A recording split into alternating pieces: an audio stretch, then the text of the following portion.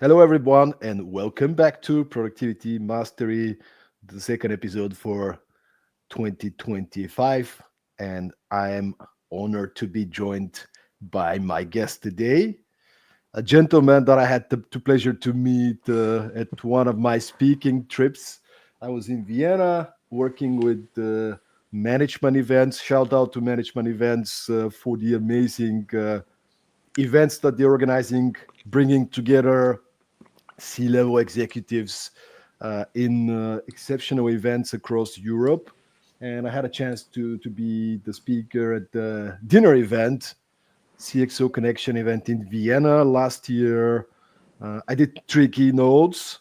And then after every keynote, the audience had a chance to have a three-course meal. So one meal after each keynote. And this gentleman was one of the people in the audience, came to me. We had a great conversation, and seems like he followed my advice from the keynote because he immediately was like, "Hey, so you have a podcast? Let's do some cool stuff together." And then I get to learn about what he's been doing throughout the years. And I thought it'll be actually a great opportunity to bring him here because this gentleman has 18 plus years of experience being a director of A1 Telekom in Austria. Currently, he's a consultant, he's a keynote speaker, he's a transformation expert, and I think he has a lot to share with us. Thomas, welcome to the pod. Great to have you. Stoyan, thank you for having me. Yeah, it's a great pleasure for me. Yeah. Man, 18 years at a company. Talk to me. I mean, people are leaving their jobs quite frequently these days, and you stayed for more than 18 years at a company. What made you stay at A1? Yeah, actually, it's more than 18 years. I started my career as an external in A1. So the first years I was a consultant, and afterwards I turned internal. And yeah, 18 years. It's a long period. Actually, it has never been boring because I had so many positions from the very start as a project lead, and afterwards in a usual career as team lead, group lead, head of afterwards, and finally in two director positions. So it never has been boring. I changed the subject. I started in business intelligence, and afterwards I switched to enterprise architecture, IT, technology as in total. So as long as it doesn't get boring, why should I change? Because A1 is one of the biggest companies in Austria, and you have so many opportunities to learn so much stuff on the social side, but also on the technology side. This is why I never stepped out. But now the time has come, and I want to use my experience on a broader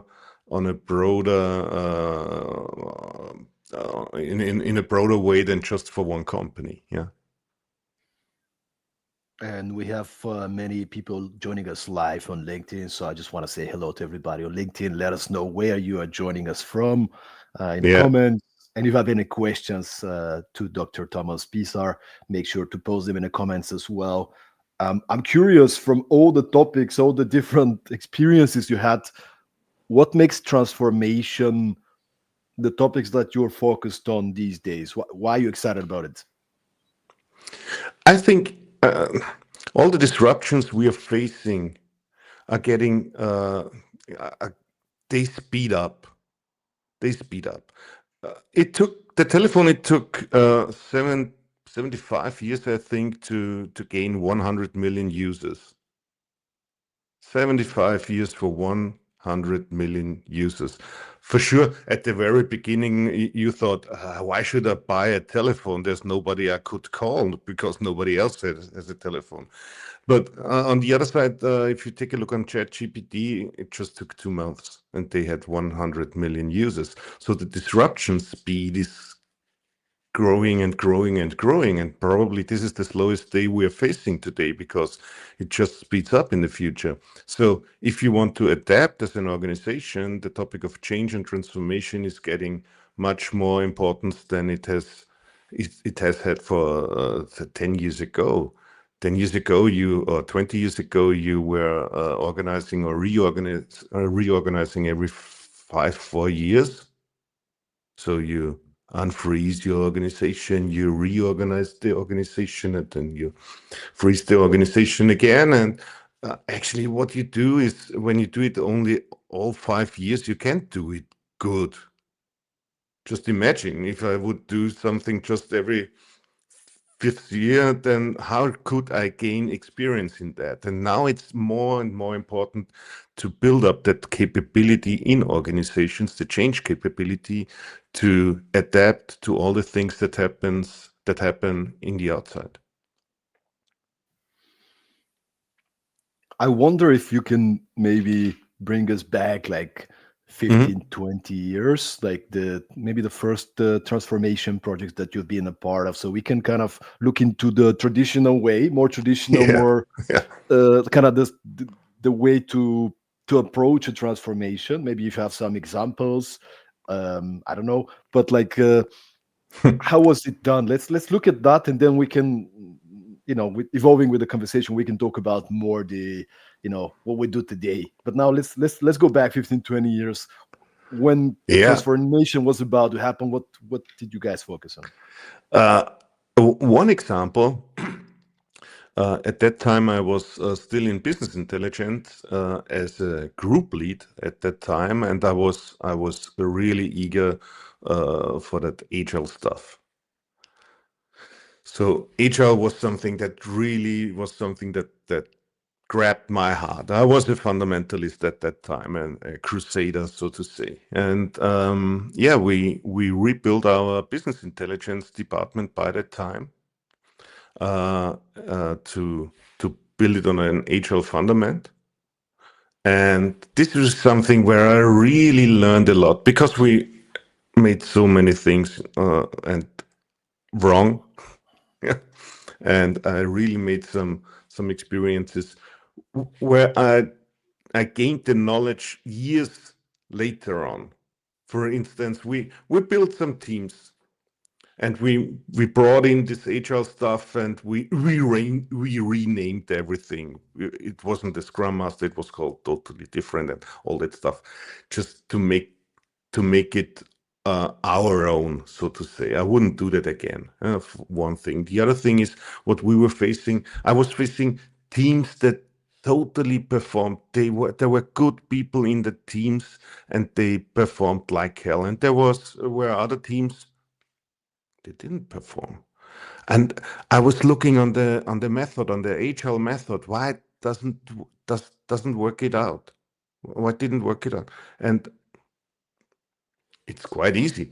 If I would draw a line around a circle around my family and call them an agile development team, and I teach them how to do a planning and how to do a sprint backlog and how to do a stand up and a refinement and I don't know, a review and a retrospective and how to fill the backlog and how to move the post-its from the left to the right and use the right color and all that stuff.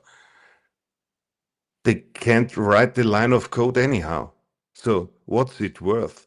It's much more worth to know the business domain, the business processes, the craftsmanship of development.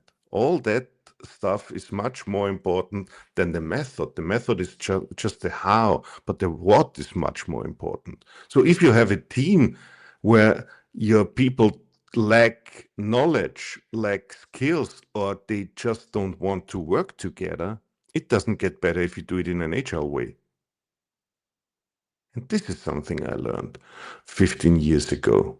Or actually, I learned it, I would say, 10 years ago or 5 years ago, because I didn't figure it out at the very moment. I just tried to figure out why one team works and why one team doesn't work. And the way we did it was top down. So we designed an agile model and uh, everybody had to follow that way. It was just top down. Top down design, that's it. And this is nothing that works out in reality too good, because if you don't involve the people, if the people don't have the chance to participate, they don't follow that stuff. They don't like it. Nobody likes to be changed, but people are willing to participate in a change if they can involve in it and if they can influence it. And this is something I also learned. And this is something I learned the hard way. And yeah, also the employees had to learn it the hard way. So you have a lot of experience now in the area. If you were to be assigned as a manager or somebody in charge of a transformation, Mhm. what's your approach? Like, where do you start? How do you decide, what to focus on first? Like, do you work in some stages? Do you have any process? Mhm. What's your approach? The approach is actually, this is something I learned, and it's a pretty old approach from John Carter, from Leading Change, and it's just the 8 steps from Carter. And the most important thing about the change is have a clear problem. So to have a clear problem, you have to face the reality. You have to take a close look on the problem. We are taught that don't come up with a problem, come up with a solution, but that's wrong. You have to face the problem first. You have to understand the actual situation and have to find out what the real problems are. And if you don't have a clear picture on that, you shouldn't start at all. And that's the very, very first thing, the clear understanding of the problems. And if you have 2 or 3 or 4 problems, you just rank it, write it down, bring it in a list and say, this is problem number 1, this is problem number 2, this is problem number 3, this is problem number 4. Then grab a few guys who are willing to work it out, to work out the solution. Some guys who have the same understanding of the problem, and you work out a solution with them, and then you can have 3 alternatives and you map it to the back to the problem and say, okay, alternative 1, solution alternative 1 is mitigating problem number 1 this way, and problem number 2 in this way, problem number 3 in this way. And then you have something you can communicate, and that's still the very start. This is something like how to develop a strategy. Yeah, Do you feel like problem solution. Yeah. organizations Mhm. organizations are not spending enough time to clearly identify what the problems are? No, they don't do that. You are a manager, you're a director or a head of or something like that, and you think you know the problem, but you're flying, I don't know, much too high to face the real problems on the ground. So for developing this knowledge, you have to involve people on the ground. Because your problems, they have problems, you have problems on a higher level, and your problems are probably not the problems from the people on the ground. I'll give you an example. My problem could be, I'm director, for instance, and I have, I don't know, yeah, a few hundred people. And the few hundred people are in the middle, they are about 55 years old. Yeah. So your problem is that they probably in 5 years you will lack so much knowledge because a lot of people will leave the company or your responsibility. But that's not the problem of an employee on the ground, because either he's still part of the team afterwards, after 5 years, or he's in retirement. So your problem is probably not the problem of the guy on the ground. So still you have to solve that problem, but what are you going to do that this problem also is something people would like to work on? Because otherwise they don't spend energy. And a problem is always as good as it affects you personally. I'll give you another example. Just imagine a situation where you are in 2015 and you're a manager of, let's say, again, a few hundred people, and you want to decide, or you're deciding that you want everybody in home office. 2015. So everybody should work from home because you think that is something that is good for the people and for the performance and stuff like that. So you would actually discuss 1 year with internally with your boss, with the senior leadership team, another year with the employees. You will take another year to get a concept how you will do that and get all the stuff done, the infrastructure and all that. 2015. And now take the same problem and move it to 2020 when the corona crisis started. And it just took 2 days and everybody was at home in our company. Why? Because everybody was frightened like hell that he would fucking die if he shows up in office. Mm. You didn't have to explain, please stay at home, because everybody was personally affected. And this is an much more bigger problem that brings up energy. And this is why I'm relying on the fact that you have to have a clear picture on the problem, and you have to have problems that are affecting the people, so that they are willing to invest energy in a personal adaptation, in a personal change. So now we have the problem side and we have the solution side. So you have something like a strategy, and then you have to come. You're going through the phase of communication, and communication is the next thing where you can do a lot of things in the wrong way. You can stand up and as a leader and tell them you have to do this and that. Yeah, nobody. I mean, what's this? Just brings up resistance. Yeah, if somebody's telling me what I should do, why? You have to change your mindset. Stuff like that. Yeah, we need another culture. We have to have a cultural change for sure. I have the right mindset. Yeah. Nobody tells me that I have a wrong mindset. Come on. Yeah. So also, again, it's communication is about participation. You have to involve the people. People should tell people. Employees should tell employees about the change, because they're much more reliable than you as a leader. You're the most likely you're the least reliable person in the room as a leader. Because you have a hidden agenda anyhow. They will say. And this is something. Communication is really, really important, but you have to do it the right way. And most of the people think change is just communication. It's more than that. And it's not only communication, it's communication in the right way, so that it is acceptable by the people that should change. And the more they are involved, the better it is. And afterwards, you have things like getting rid of impediments and stuff like that. And actually, change is only about changing habits of people. All that stuff is only there that people change their habits. And you can't tell somebody, change your habit. You just can do it in a scaled way if you change the structure. The structure is defining the habit, and the habits are defining the culture. But you can't change culture directly. You can't, there is no tangible thing like culture.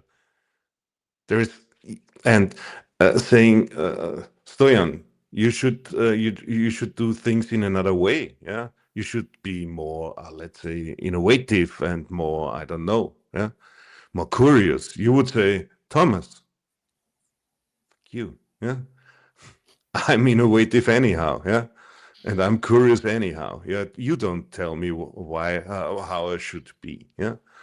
But if you're changing the structure, if you're doing some incentives, and I don't talk about monetarization, I don't talk about money, yeah, I'm talking about a clap on your shoulder for doing the right things like that. I also talk about money. This is also something you have to adapt probably.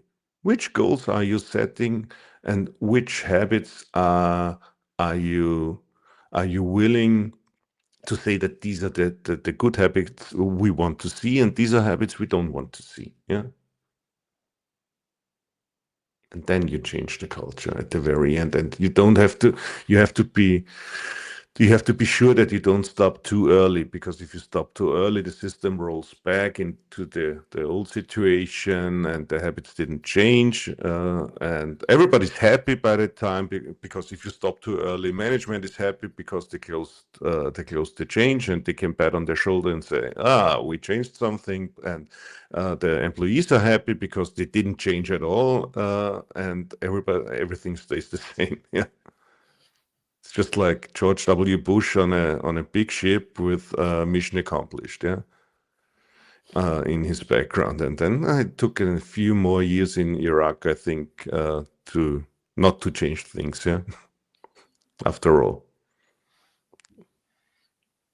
After all these years being with A1, have you experienced any massive transformation when it comes to, I don't know, maybe you got a new CEO, new board, and then they successfully or not successfully led a transformation in the strategy, in the culture, in a massive level? Yeah. We started a big transformation for the whole CTO area, which is about 4,000 people, a few years ago.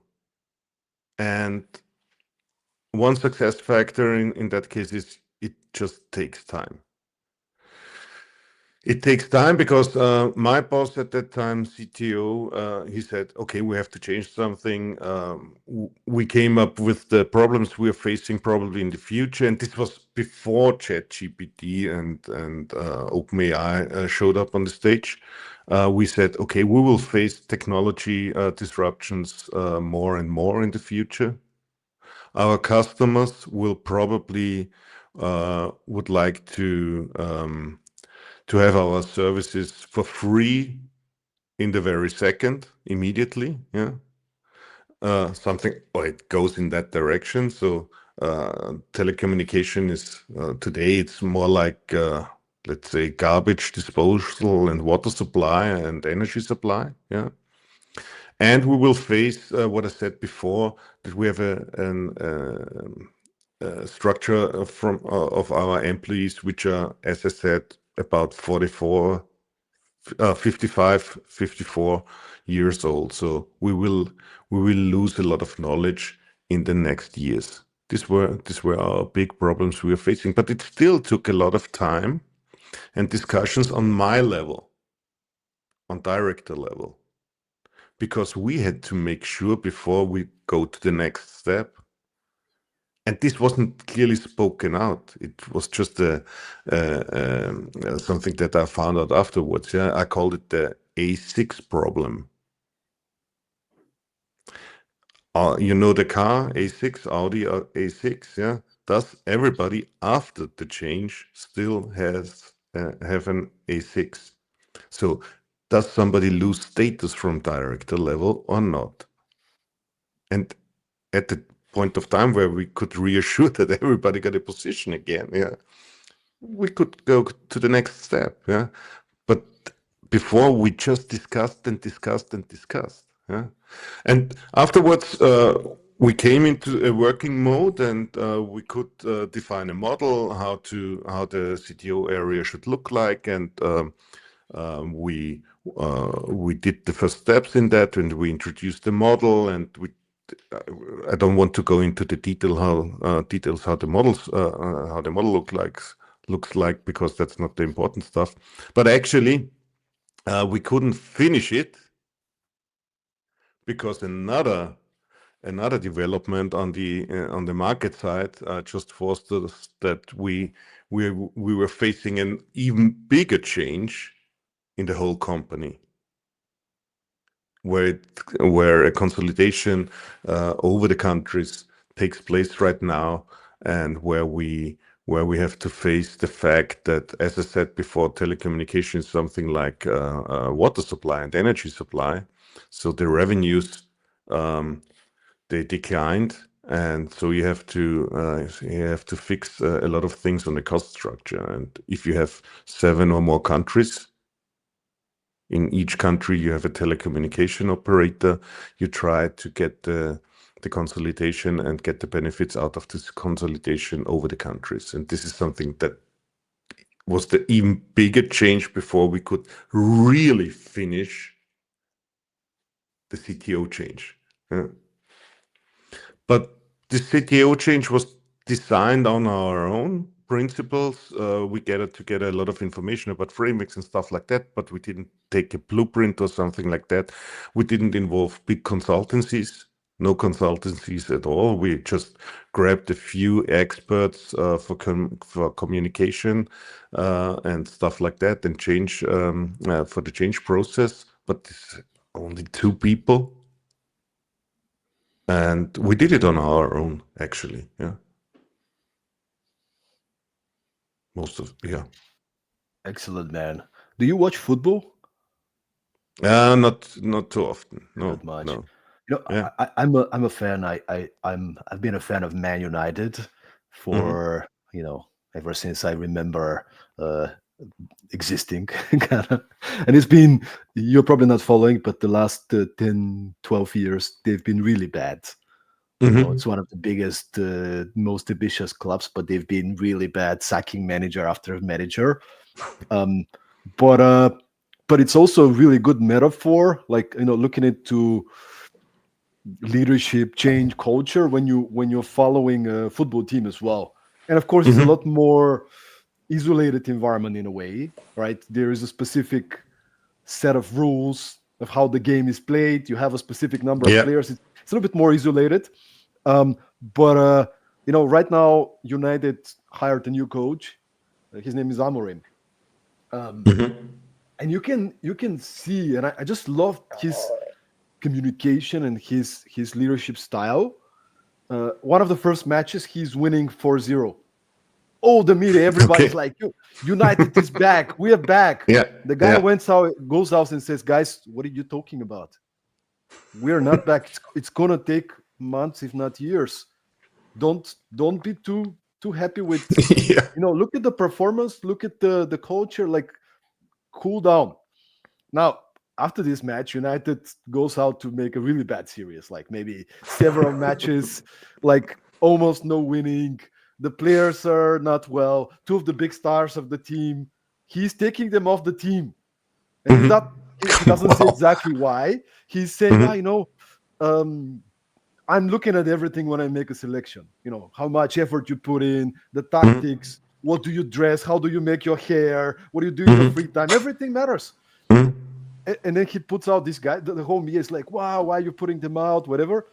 He sticks to his decision. He sticks to his system, which is a new system for the Premier League. Hmm. Um, like a very innovative kind of a. He's been winning with Hmm. Sporting in Portugal with Hmm. this system. And everybody's like, oh, he's losing. He needs to get back to what works for Premier League, at least at the beginning. The guy sticks to his guns. He sticks to it, and now the last three matches, again, they're not winning and they're not dominating yet, but they did a draw with the Liverpool, Hmm. 2-2, and they were Hmm. really good defensively. They were, Hmm. working for it, fighting Hmm. spirit. So you can see Hmm. that the mindset is changing.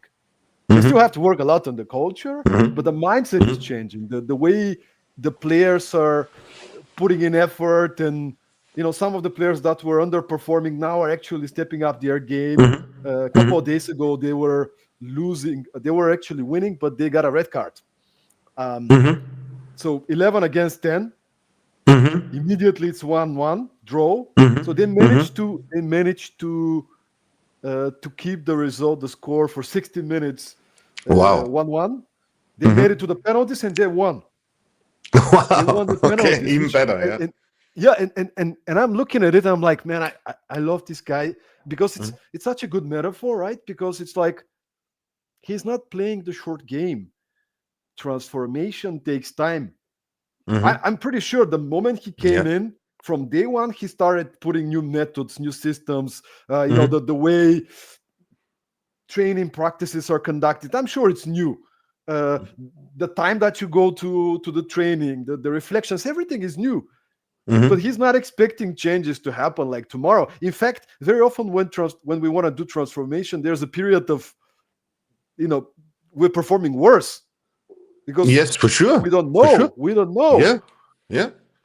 You have to learn. You have to learn new stuff, and as you said, Stoyan, it takes time. And if you quit too early, you lose everything. It takes time that the transformation is sticky. And I always say it's over when I step out and the system works in a new way. So if this coach would step out and they play the new game, then he has finished the transformation. This is my definition of done. Yeah? That's a good one, man. That's a good one. What are the biggest challenges for organizations to commit to a transformation when it's needed?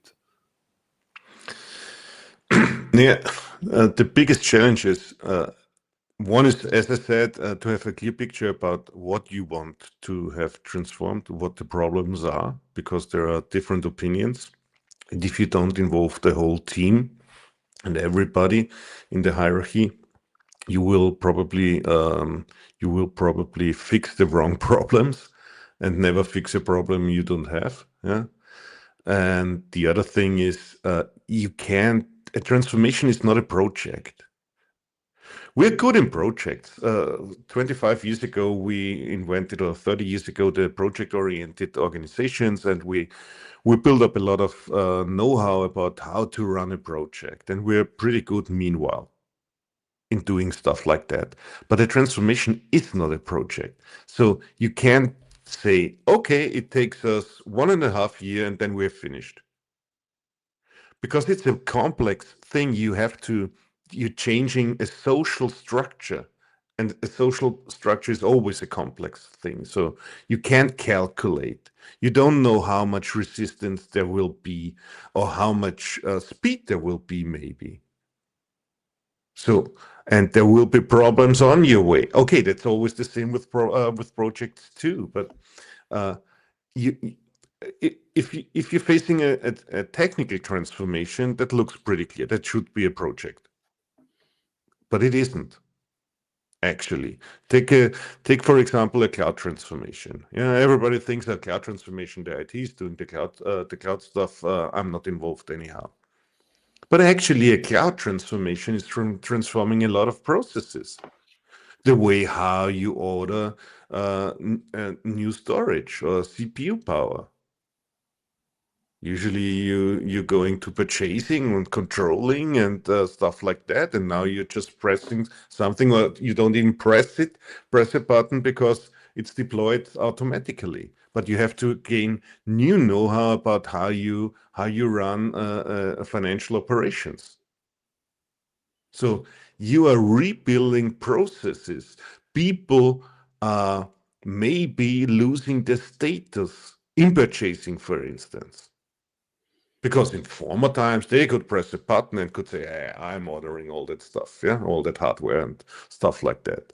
And in the future, they don't, because it's running automatically. Now, they won't provide some positive input in that change process. Probably they will say that's all bullshit. We can do it that way. We never have done it that way, because not because they don't understand that it's running in a new way. This is the resistance, the symptom we are facing. But we have to take a closer look on the root cause behind that symptom. And the root cause is, I'm losing my status. Fuck. Maybe I lose my job. Even worse. Double fuck.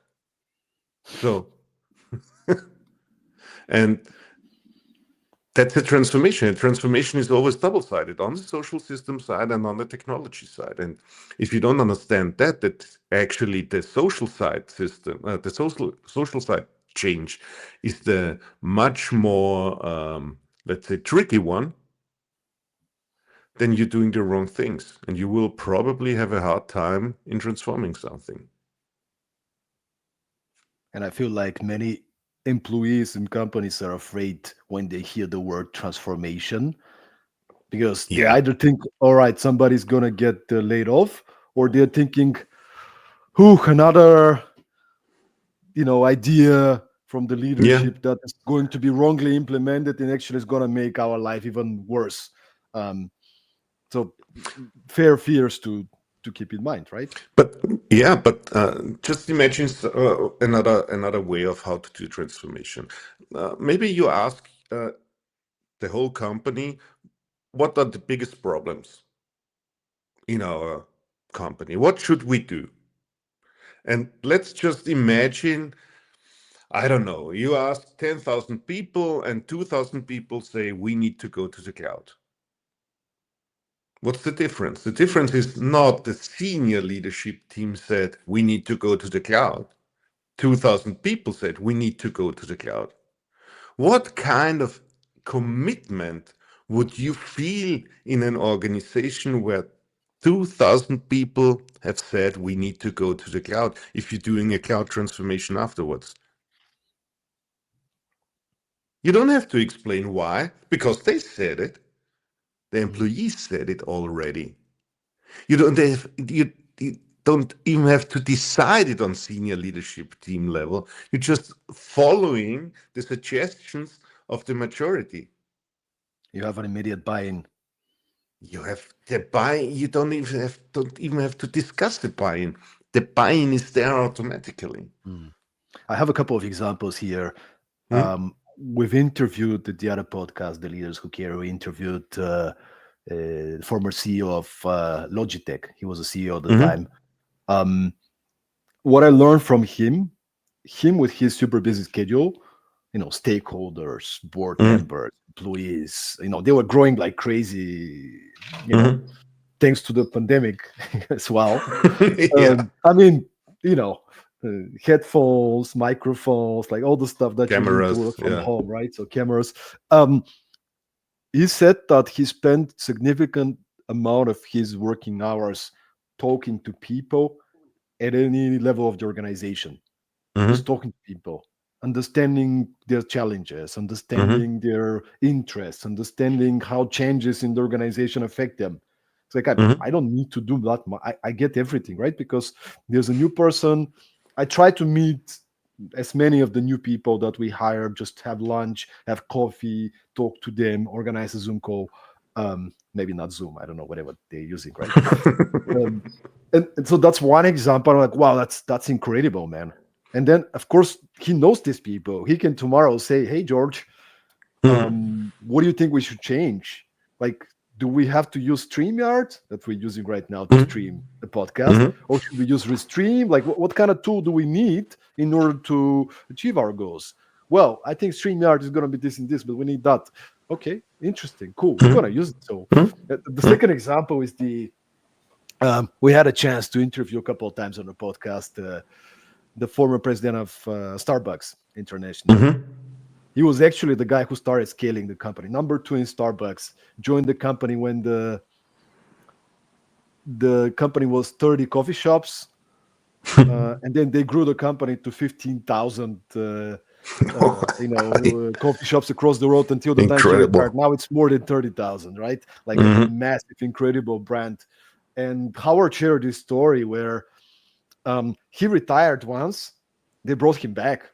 They brought him back because he was all about culture, putting people first, focused on people.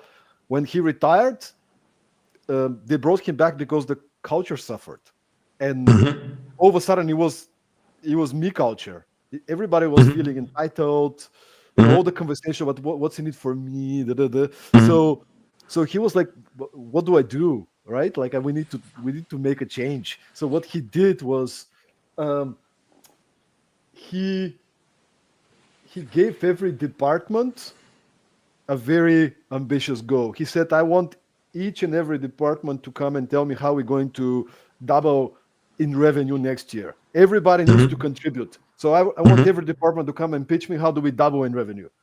And people are like, no, what are you doing? It's not fair. It's not whatever, right? And he was like, no, you know.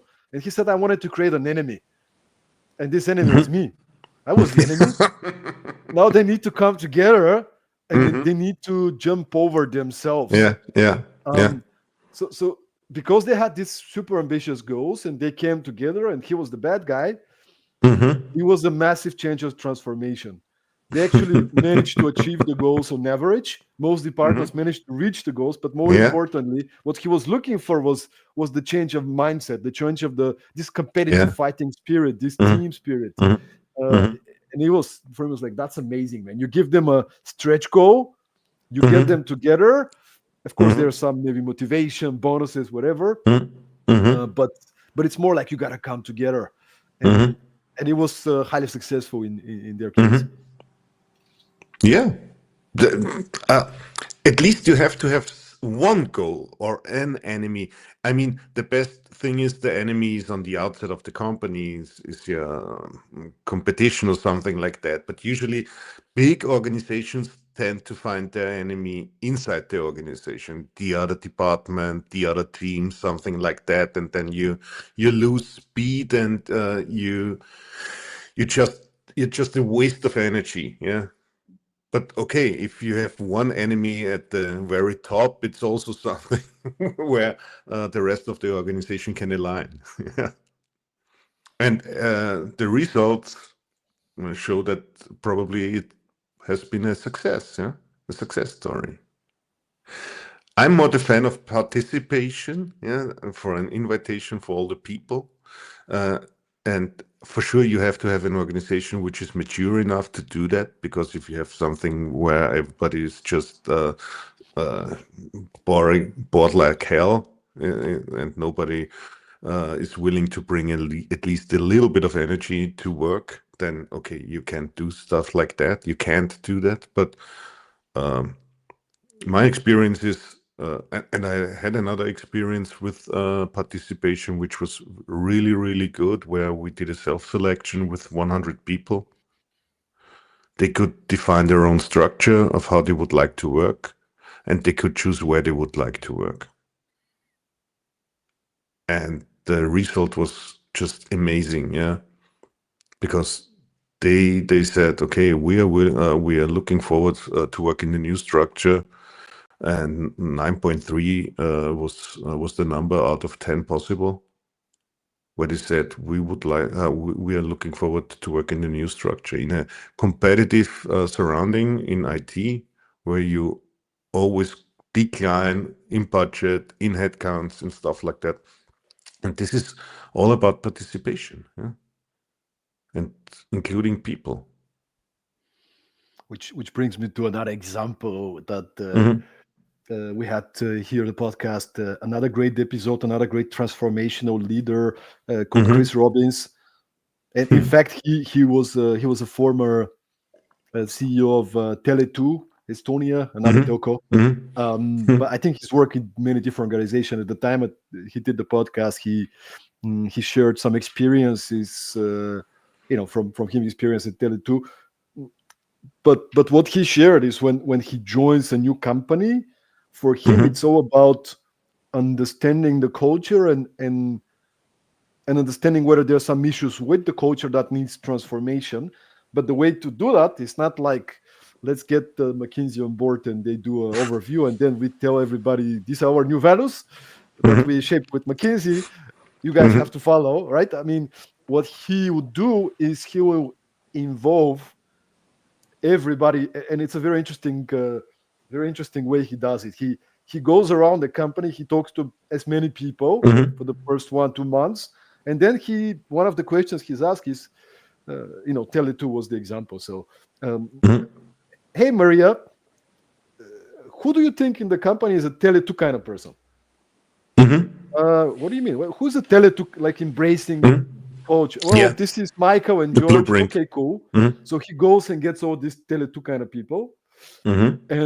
and he brings them to an offsite, and he makes Mm-hmm. them part of a program that is having the Mm-hmm. task to shape what are our values, what are the principles that we align around. Mm-hmm. Because once we really have this, not just nice words, but the principles and philosophies that we actually live, we believe in, that unite us.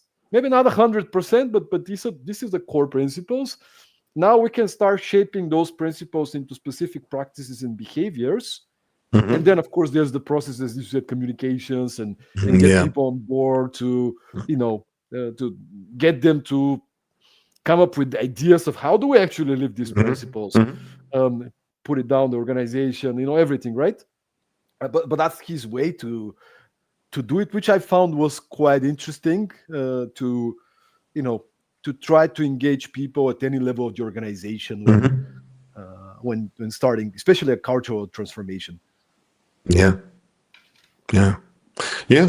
this is some kind of participation and involvement on every level, and this is, I think, that's a key success factor. If you everything else, that the world is has become too complex to understand it from the viewpoint of a leader. If you're that far away, you don't understand everything. You understand actually nothing. The only thing you can do, you can build up structures and hire the right people that build up the next kind of structure that they can have success. But you're building structures, you're working on the system, not in the system, and you won't identify the big issues if you don't go to the people and ask them or give them a stage where they can articulate their problems and bring in their point of view.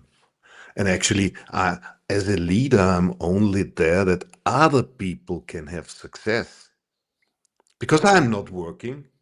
My boss always said, "You don't work." I said, "I'm not here to work. I'm here that a few hundred people are working in a proper way. Yeah. And that they can have success and that they can have some that they can participate in the value chain.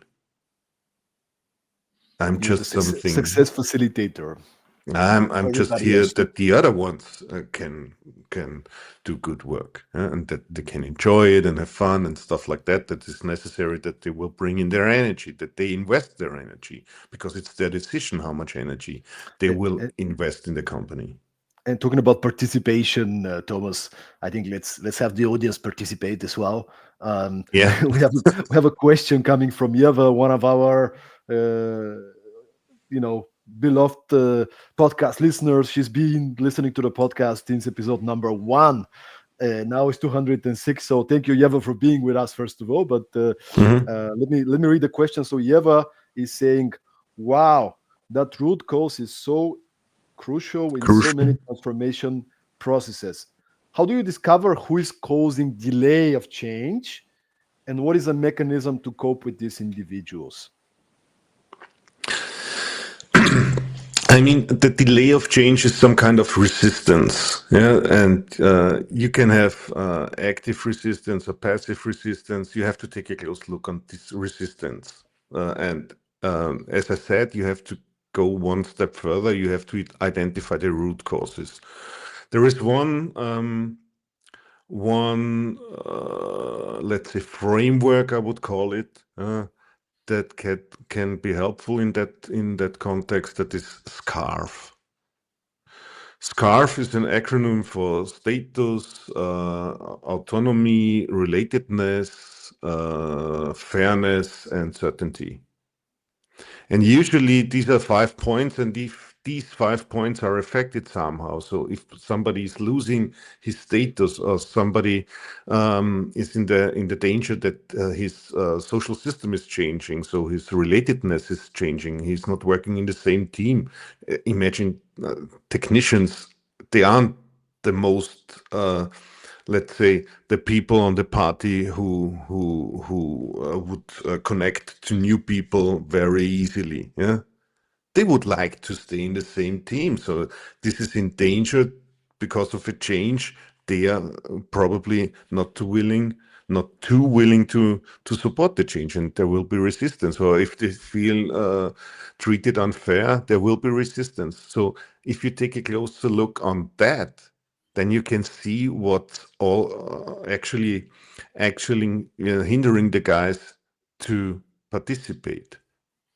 And these are usually the root causes why there is resistance. But the good thing about resistance is, because resistance is where the change meets the reality, that you have something where you can detect where reality is and what you would like to do.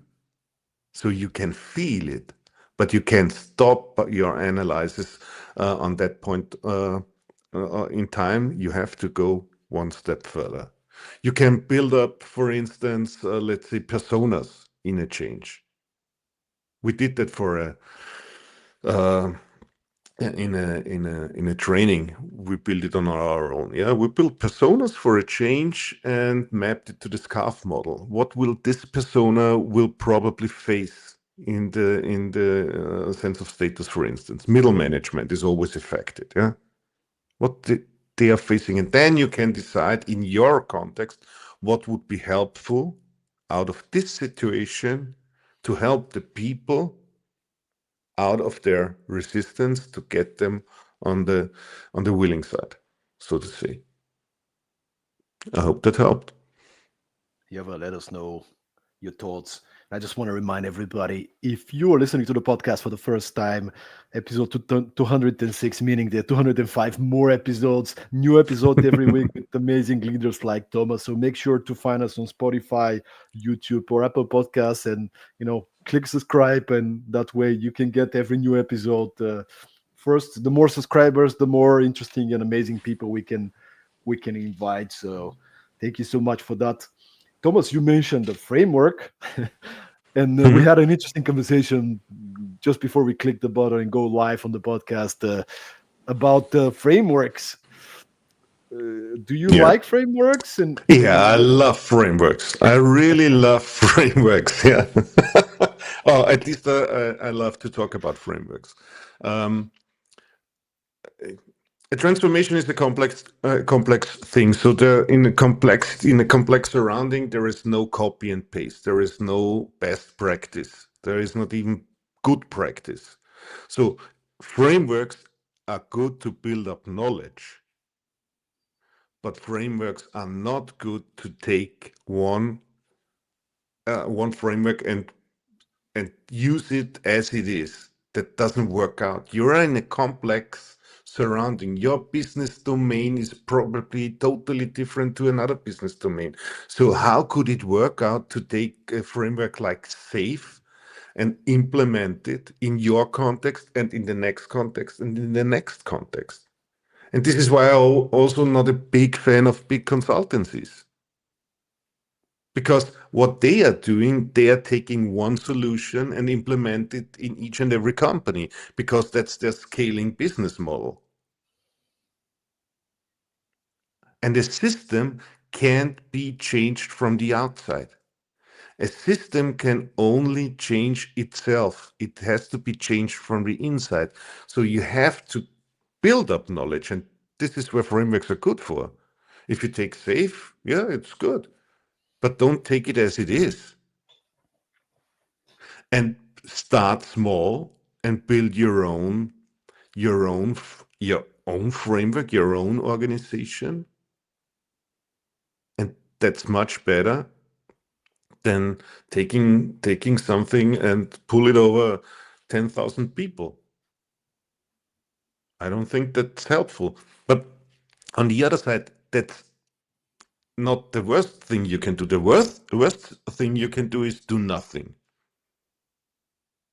So when taking a framework, at least you learn something how not to do it. But it's even better than doing nothing. Yeah. But Yeah. frameworks. I did tell you I like Yeah. framework if they're used properly, not like Yeah. blindly following and just this is the only way, but more like as a way to simplify and emphasize on the Mm. things that matter. But as you said, they need to be adapted, they need to be challenged, they need to be expanded. So only if used properly, I actually love um, kind of starting a process from okay, what are the things Yes. we need to focus and Yes. expand on. So um, A- and one thing is frameworks, and the other thing is heuristics. It's 5 points for this and that. Yeah. This is something that can be useful, but you always have to be sure where it's applicable and where it's not applicable anymore, and where you have to think on your own because the context is maybe something different, and this heuristic is not applicable anymore. But modern business knowledge always says, yeah, you have a model like that, and that model fits to everything, and then you can calculate everything, and this is bullshit. Yeah. Usually, you take a model and you take a look on the results, and then you compare the results to reality, and you find out, oh, doesn't fit. Okay, there has been some parameter where the model doesn't fit to the reality. Wrong reality or what? Shitty model.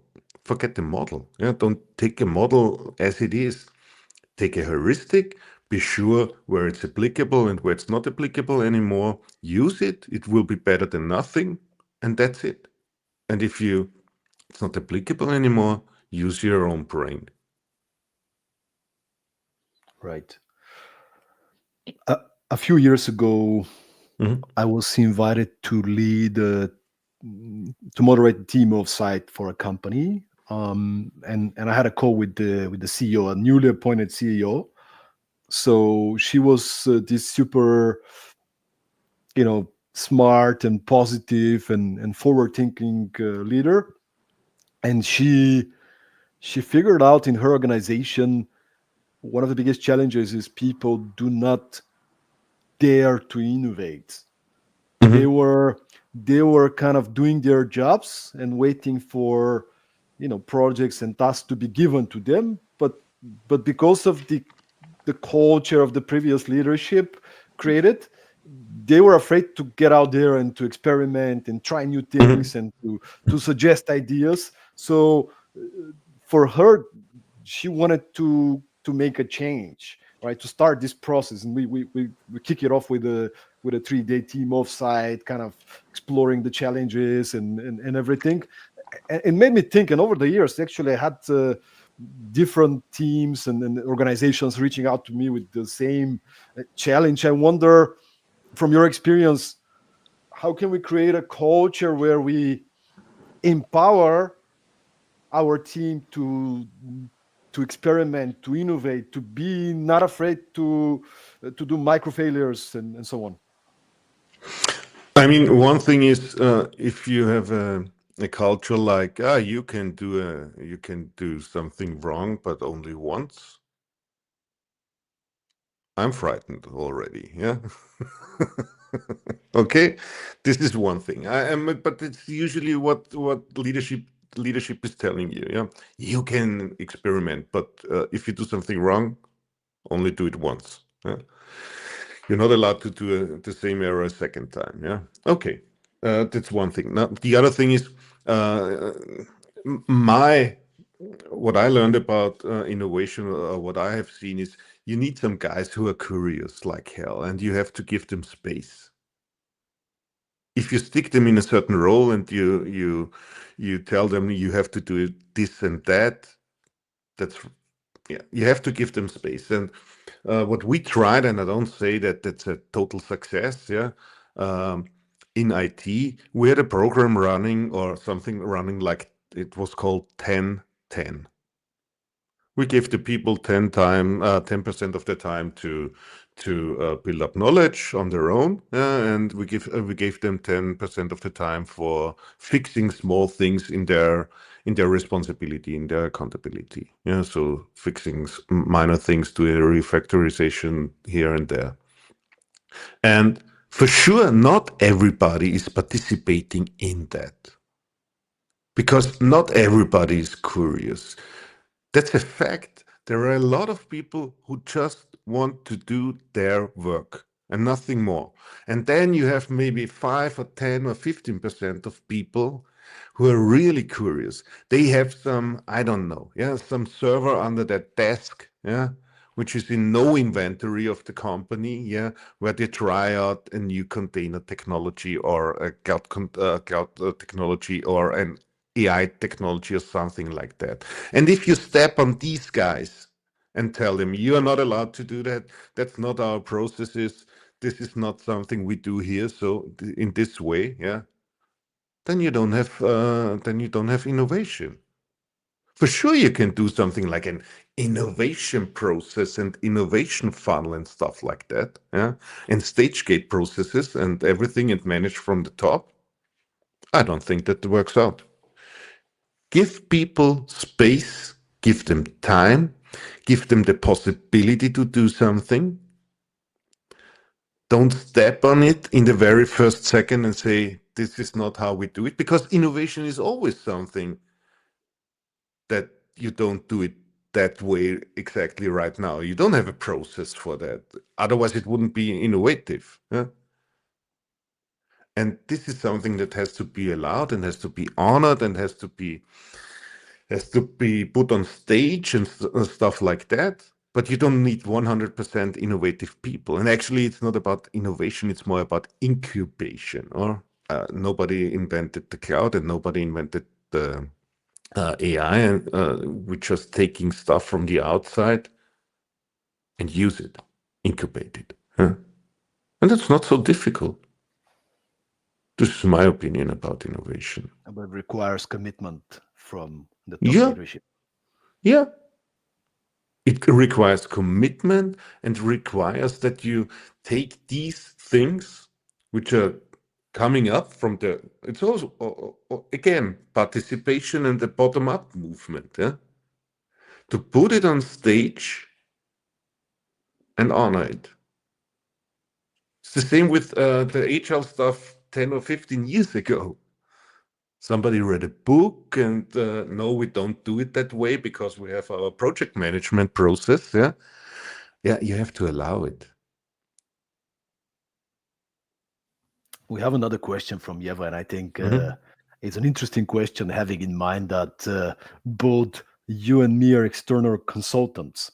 So her Mhm. question is, why companies still choose the external one fits or guidance rather than start change using internal resources? Uh, my answer to that question would be, if I would come as an external consultant to a company, my order would be, or would say, I help the company to build up these internal resources if they don't have it. But I can't do a change for a company. As I said, the system has to change from the inside, has to be changed from the inside and not from the outside.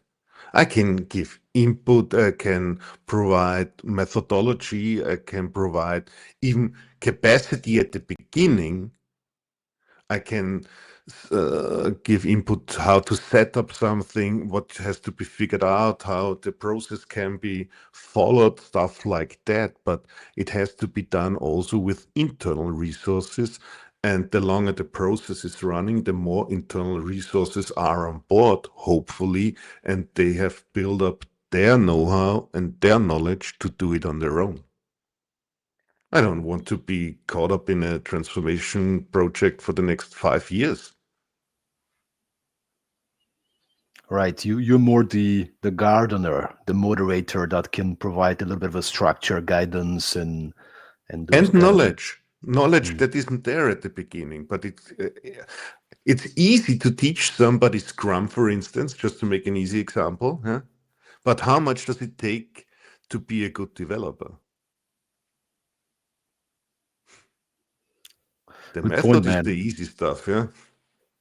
The final topic I want to cover is the elephant in the room, right? Uh, AI and the Hmm. disruption it's bringing to the industry. Uh, Pretty much the speed of development and disruption is unprecedented. Hmm.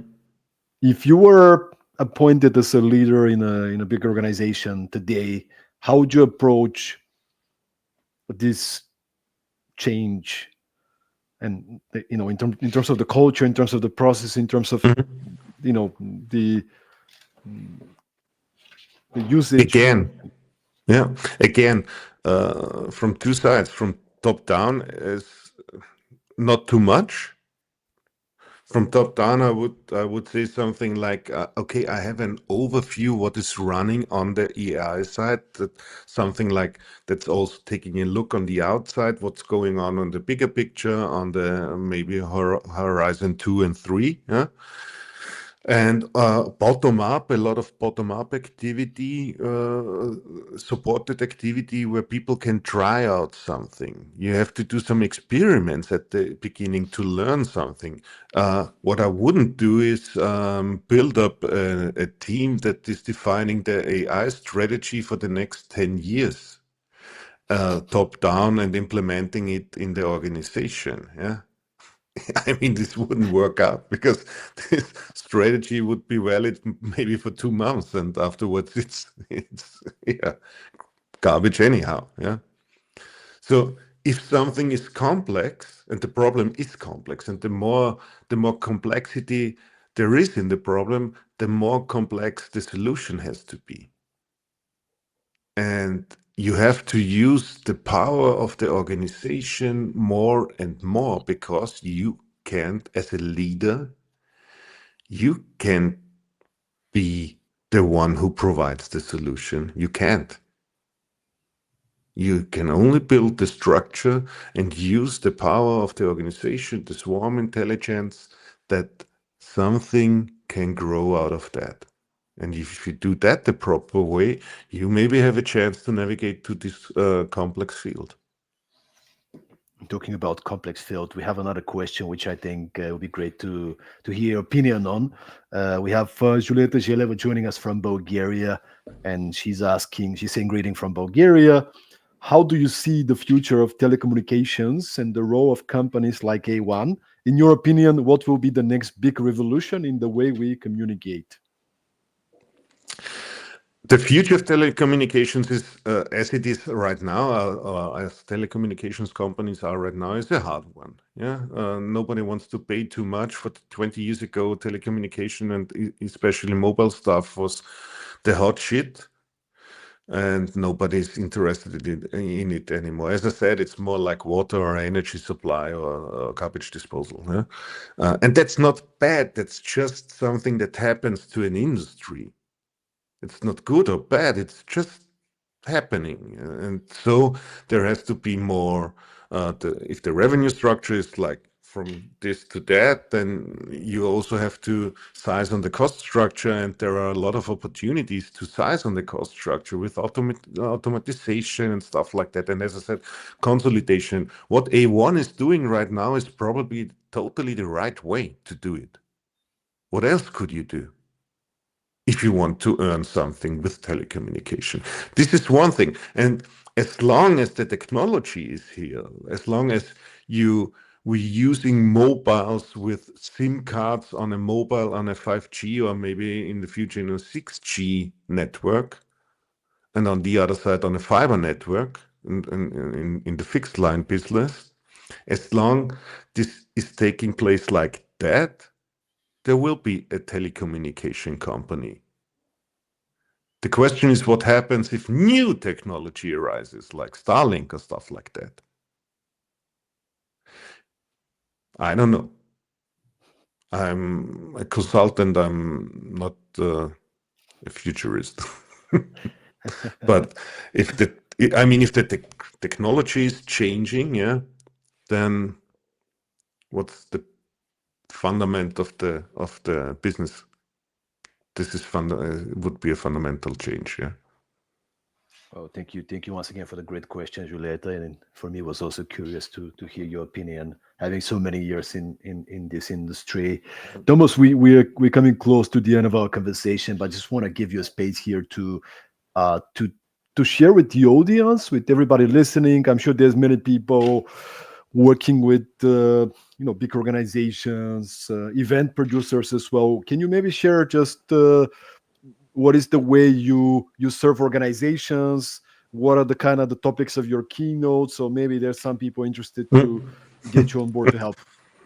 Thanks for the opportunity. Yeah, I'll try to help organizations when they are facing transformations, and usually this is one thing you don't do too often, and so you don't have the skills. I think that this skill and this capability for organization has to be brought up, and is more and more important. So that change is getting from it's so hard to change something to, hey, change is like doing a project. Yeah. 20 years, 25 years ago, a project was a big thing. Nobody talks about projects anymore today. And hopefully it's the same way in 20 years.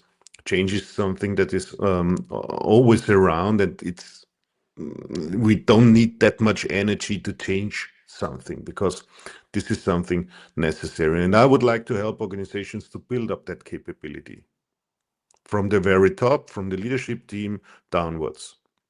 This is one thing. And in my keynotes, I talk about, especially on that topics. I'm a theoretical physicist. I'm trying to take a look on the big picture, in a holistic view, and with all the intersections in that picture. I want to paint pictures that are helpful, that people can understand their problems and the necessary solutions. This is something I talk about in my keynotes, and what how change is taking place, what the resistance we are facing, how we can overcome it, and also what, as I said, what organizations need in the future to be sustainable and that they can survive. That's it. Yeah? Thank And you if so you're much, interested, Thomas. you can book me. Thank you so much. You heard the guy. He's easy to find, Dr. Thomas Pisar on LinkedIn. Make sure to get in touch. I just want to say once again, thanks everybody for listening, for making it to the end of the episode. We have a lot of people live on LinkedIn. Thanks for being with us. And to those of you who are listening to the recording on your favorite podcast platform, once again, if you enjoyed listening to this one, make sure to find Productivity Mastery on your favorite platform and subscribe. Thomas, it's been a pleasure. Look forward to catching up soon for a cup of coffee somewhere across Europe. Maybe sharing a stage at a conference. Yes. That'll be great. Thanks once again. And Yes. once again, I want to say thank you for management events, to management events for making a connection, for being a great organization that is empowering such connections to happen. Stoyan, thank you for the invitation. It was a great pleasure. Yeah. Thanks a lot. Appreciate it. Hey guys, it's the beginning of the year. Let's go get it. Let's go get it. Yes. Everybody have an amazing week. Yeah. Ciao. Ciao.